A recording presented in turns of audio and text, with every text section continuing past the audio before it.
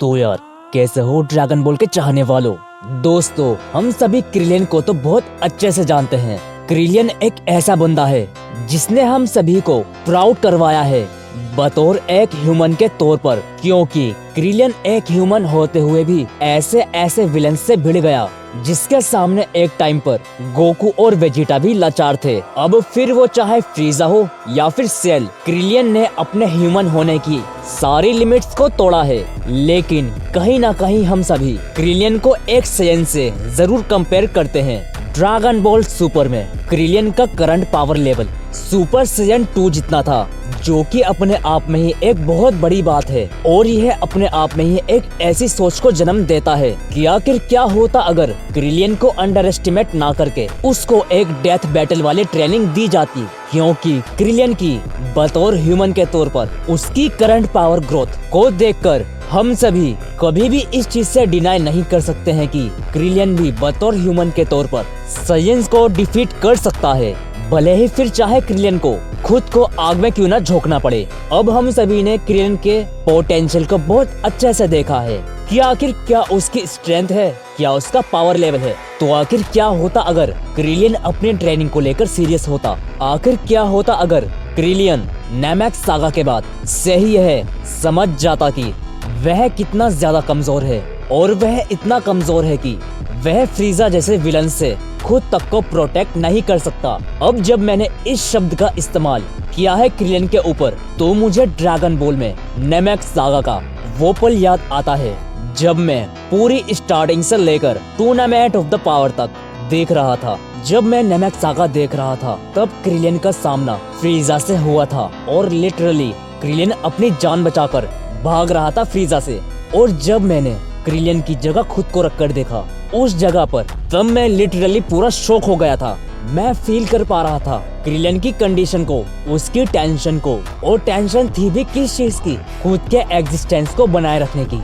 अब हो सकता है यह जो सारी चीजें मैं तुम सभी को बता रहा हूँ वो सभी तुम्हारे ऊपर से जा रही हो, लेकिन तुम खुद एक बार इस चीज को एक्सपीरियंस करके देखो कि आखिर क्या होता कि तुम अपनी जान बचाने के लिए कोई छुपने की जगह ढूंढ रहे हो, लेकिन जहाँ पर भी तुम जाते हो तुमको ऐसा लगता है कि वो भी जगह सेफ नहीं है तुम्हारे लिए, और वो वहाँ पर भी आ जाएगा, तुमको कैसे ना कैसे करके वो ढूंढ जरूर लेगा। उस टाइम एक लाचारियत तुम्हारे चेहरे से झलक रही होती है। खुद के एग्जिस्टेंस को बनाए रखने के लिए तुमको लाचारियत का सामना करना पड़ रहा है। तुम इतने कमजोर हो कि तुम खुद की भी जान नहीं बचा सकते। क्रिलियन के लिए लाइफ का वो एक्सपीरियंस उसकी पूरी लाइफ का एक टर्निंग पॉइंट हो सकता था। वो उस एक्सपीरियंस से बहुत कुछ सीख सकता था, लेकिन ऐसा नहीं हुआ, बल्कि वो आगे चलकर और ज्यादा निर्भर हो गया गोकू और वेजिटा पर, जो कि उसे बिल्कुल भी ऐसा नहीं करना चाहिए था। अब अगर क्रिलियन की जगह तुम होते तो मुझे पूरा यकीन है कि तुम ऐसा नहीं करते। अब सबसे बड़ा सवाल यह आता है कि क्या क्रिलियन खुद को इतना ताकतवर बना सकता है कि वो खुद का ही एक पावर स्टेटस को होल्ड करे। जैसे हम जब भी गोकू और वेजिटा को देखते हैं हमें उनमें उम्मीद की किरण दिखाई देती है, लेकिन क्या यही सेम चीज क्रिलियन के साथ भी हो सकती है? क्या क्रिलियन खुद में ही इतना ताकतवर हो सकता है कि गोकू और वेजिटा के बाद अगर कोई उम्मीद हो तो वो हो क्रिलियन? क्या ऐसा हो सकता है? अब देखो, होने को तो कुछ भी हो सकता है, लेकिन यह चीज मैटर करती है कि वो होगी कैसे। अब मैंने पर्सनली ऐसा तरीका ढूंढा है जिससे यह साबित हो जाएगा कि क्रिलियन साइयंस को सरपास कर सकता है। तो चलो फिर जानते हैं आखिर कौन सा वो ऐसा तरीका है जिसकी मदद से क्रिलियन साइंस को भी पीछे छोड़ सकता है। आगे मैं कुछ बोलूं उससे पहले मैं तुम सभी को बता दूं कि यह पर्सनली मेरी थ्योरी है, जो कि मुझे लगता है कि ऐसा हो सकता था, तो मैं बस उसी चीज को बता रहा हूँ। बाकी अगर तुम सभी मेरी थ्योरी से एग्री करो तो मुझको कमेंट बॉक्स में जरूर से बताना। तो जिस टाइम पर नेमैक्स सागा खत्म हुई थी और क्रिलियन समेत सभी लोग जब अर्थ पर आ चुके थे, तब अगर क्रिलियन चाहता तो उस टाइम पर वह टाइम चेम्बर के अंदर ट्रेनिंग कर सकता था। अब तुम सभी यह मत पूछ लेना कि यह टाइम चेम्बर क्या है। टाइम चेम्बर एक ऐसी जगह है जहाँ पर टाइम अर्थ के अकॉर्डिंग बहुत जल्दी बीतता है। अगर वह उसमें 1 साल तक भी ट्रेनिंग करता तो वो करीब अर्थ के टाइम के अकॉर्डिंग 1 साल आगे फ्यूचर में जी रहा होता और अगर वह यह चीज 2 साल तक करता तो वह सभी लोगों से 2 साल आगे फ्यूचर में जी रहा होता। और टाइम चैम्बर में जो 2 साल है वो अर्थ के सिर्फ 2 दिन के बराबर है। और मान के देखो कि अगर क्रिलियन अर्थ के टाइम के अकॉर्डिंग वहाँ पर 100 दिन बिता लेता तब आखिर क्या होता। डेफिनेटली क्रिलियन 100 साल का हो जाता और वह बूढ़ा भी हो जाता। अब अगर क्रिलियन को टाइम चैम्बर के अंदर बेफिक्र होकर ट्रेनिंग करनी है तो उसे इमोर्टल होना पड़ेगा। अब इमोर्टल होने के लिए ड्रैगन बॉल्स की मदद लेनी पड़ेगी। ड्रैगन बॉल की मदद से क्रिलियन यह विश करता शैंड्रोन से कि वह जब तक टाइम चैम्बर के अंदर ट्रेनिंग करे तब तक उसकी एज ना बढ़े। और विश करने के बाद क्रिलियन बेफिक्र होकर टाइम चैम्बर के अंदर पूरे अर्थ के टाइम के अकॉर्डिंग ट्रेनिंग करता। और जब पूरा 1 साल बीत जाता वह टाइम चैम्बर से बाहर आ जाता।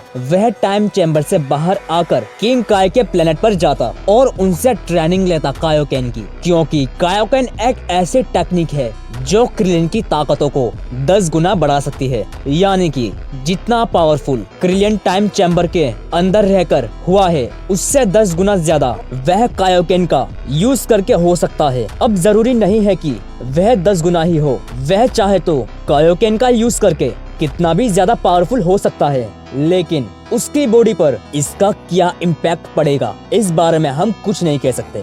लेकिन इस चीज का भी मेरे पास बहुत अच्छा सा सॉल्यूशन है।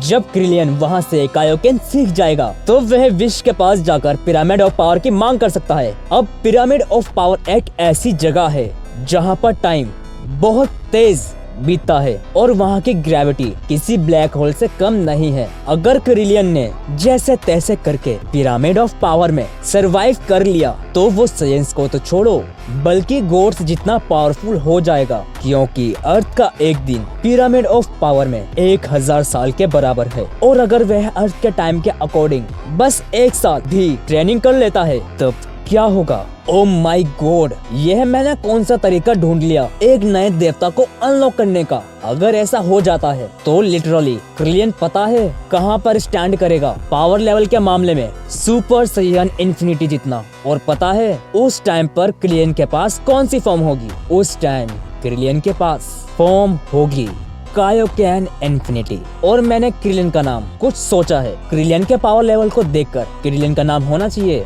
The God Kirlian. वैसे क्या तुम सभी मेरी इस दिमाग हिला देने वाली थ्योरी से एग्री करते हो? अगर तुमको थोड़ा भी लगता है ना कि ऐसा पॉसिबल है तो तुम सभी मुझे कमेंट बॉक्स में जरूर से बताना और यह भी बता के जाना कि आज की वीडियो तुमको कैसी लगी। तो चलो फिर मिलता है नेक्स्ट वीडियो में, तब तक के लिए सायोनारा।